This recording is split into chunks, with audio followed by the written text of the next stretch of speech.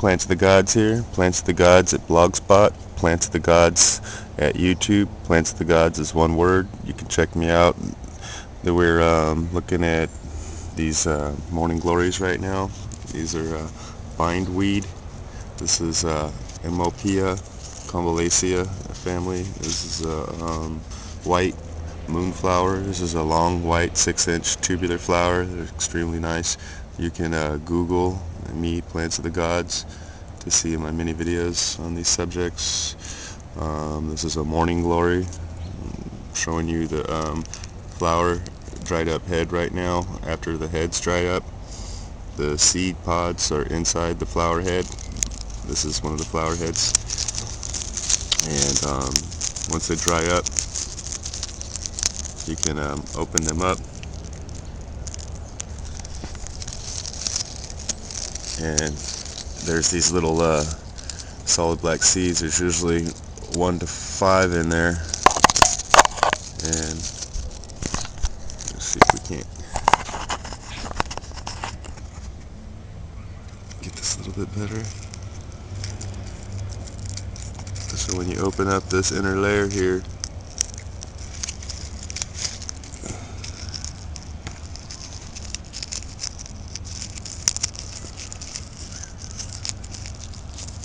anyway, I'm trying to use one hand.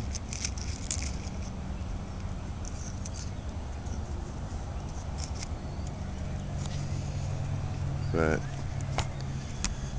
if you're lucky, you'll get more than one seed. I dumped a few. They're kind of big, and the wood rose is also the same family, and they have huge seeds, and those are pretty much. So anyway, there's the morning glory seed, and it contains the ergot alkaloids. This is a precursor to lysergic acid. Dialdehyde is LSD, and sorry, I can't recollect all the Latin right this second. Dicillid. Anyway, so the ergot alkaloids in there are this ergovine and a bunch of other stuff that is not quite is people eat these, but you know it's not the same. And so this is one of many different plants and many different seeds that contain these alkaloids. And me, Plants of the Gods, if you're interested in these sort of things, we can go over each type and seed and its historical use, and why and how and where, and how the government is actually the biggest grower and manufacturer, distributor, and user of ergot, which is called ET, ergot tartrate, which is what the federal government makes and uses for migraine headaches. And there are many products on the market right now from the pharmaceutical companies that use these alkaloids for uterine contraction, which is basically in pregnancy and stuff, helping the women, you know, be able to birth easier. And in all other countries, for all throughout time, tribal people, indigenous people have used these alkaloids for their birthing. It's the most normal thing in another country right now. For an indigenous person, they use these ergot alkaloids every day in their normal medicine. And like I said, if you want to go over more of these and learn more about common delicacies and food that we eat every day, or different foods that this is grown on, your cereal grains to corn, maize, zea is the number one growing what this grows on. Ergot, the fungus, is a mold, basically like penicillin, and or claviceps, actually, exactly more like claviceps, which is a cancer-causing, curing, agent in funguses that invades animal life forms, and actually is a parasite only to other animals. and lives on animals and plants. It's crazy. Claviceps. You can look this up. There's a lot of products you can buy it right now, and you can get it. Check out Paul Stamets, the world leading mycologist on these subjects, and cancer cures. So, like I said, these things have been in historical use forever, and this is what people use for childbirthing. And like I said, there are many different plants with these alkaloids in them. So, plants of the gods, one word. Please Google it. Get me on the map. Come check me out. Peace. And upload some videos if you like to my YouTube channel.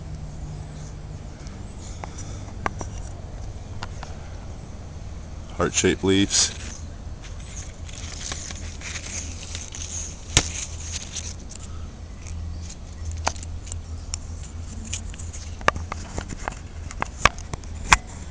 The watery latex. Latex is that white milk that's on the inside, which is the same that all lettuces have. All lettuces are related to opium. All lettuces have opium and morphine alkaloids in there. And if you're interested in these sort of subjects, once again, we can go over these things, because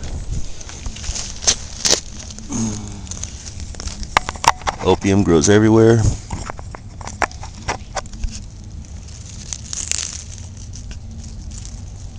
Blood purifier right here. This is good food. This is also a latex plant, which has medicinal value. And the list goes on and on. So, right here we go.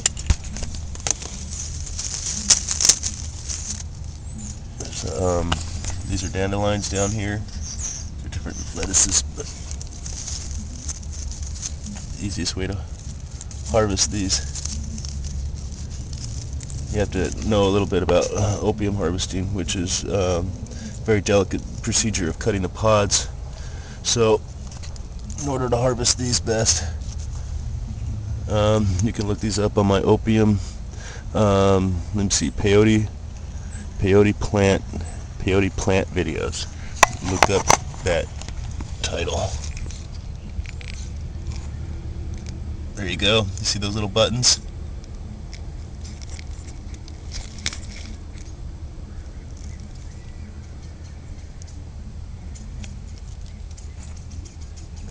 You come back in about 5 minutes, and that'll be a dried out little ball.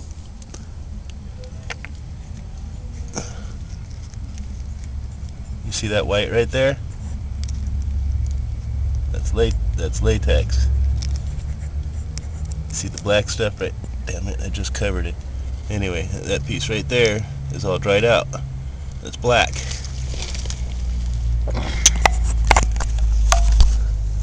This is everywhere. And you know why I know it's good for you? Because it's been being used for thousands of years. This is a lettuce plant. It's a dandelion, basically, or blue lettuce. It's a man root, okay? It's a man's figure. It's a manikin. It's God's gift to you. That's how you know that you're going to be okay. That's how you know it's meant for your body. You can see the man legs right there. It's a manikin. Don't want to believe me?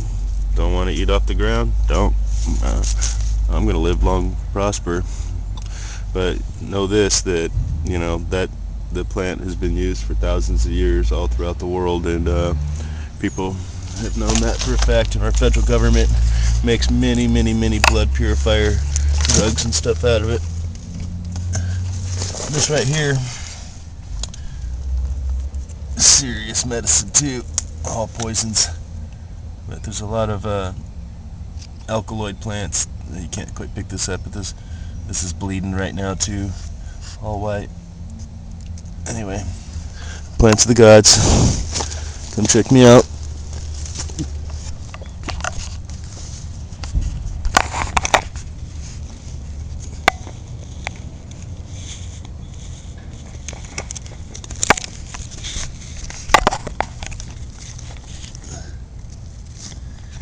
Looking at Cystine horsetail.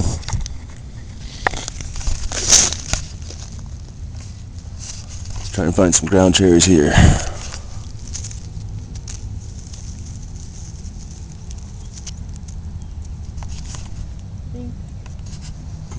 This is good food right here. Another noxious weed by the federal government.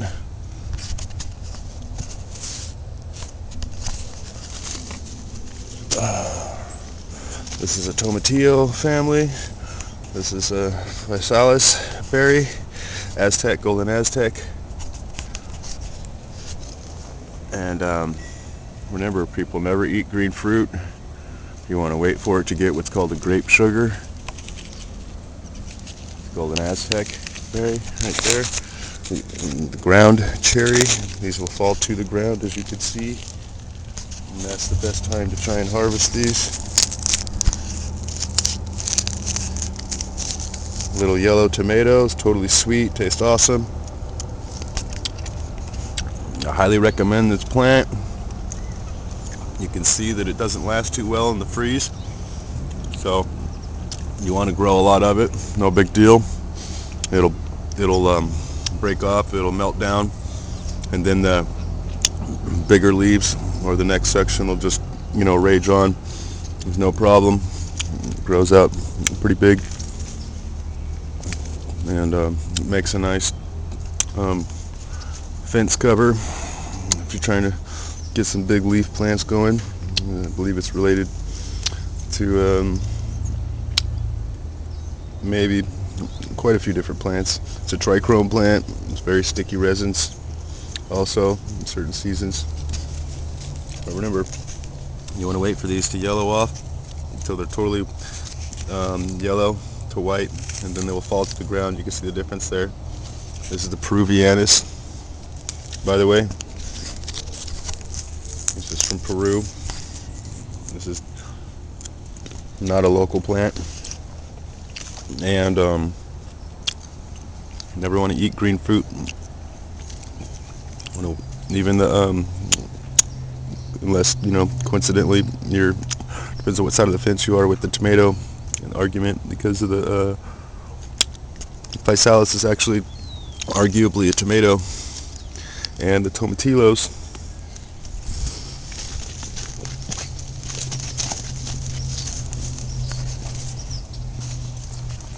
this is the last one, very last tomatillo. Now this should be 20 times bigger for all of you that know the tomatillo, but it's also in the middle of December and it's freezing here.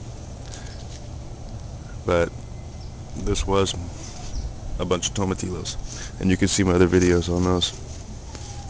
And the tomatillo is a spicy green tomato, basically. So once again, that could be argued. We have a few raspberries and stuff here that have died back. I got one left somewhere. It's the middle of winter though, like I said.